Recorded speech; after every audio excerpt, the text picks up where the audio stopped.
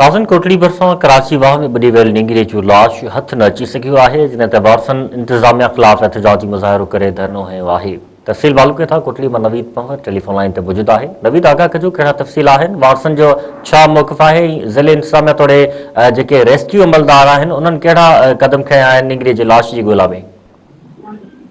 जी कोटली में गुज़िरियल ॾींहुं ही कराची वाह केबी फीडर में वेझण दौरान 8 वरनि जी मासूम उजाला जेकी आहे उहा ॿुधी वई हुई, जंहिंजी ॻोल्हा गुज़िरियल ॾींहं खां वठी रेस्क्यू अमले पारां राति देरि ताईं जारी रखी वई, जॾहिं त राति देरि सां संदसि लाश न मिलण ते रेस्क्यू ऑपरेशन जेको आहे बंदि कयो वियो। जंहिं बाद सुबुह ते संदसि उजाला जे जेके वारिस आहिनि, पोटियुनि जी जेके वारिस आहिनि, उन्हनि कराची वाह केबी फीडर ते एहतिजाजी मुज़ाहिरो करे धरणो हणी रोड ब्लॉक करे छॾियो।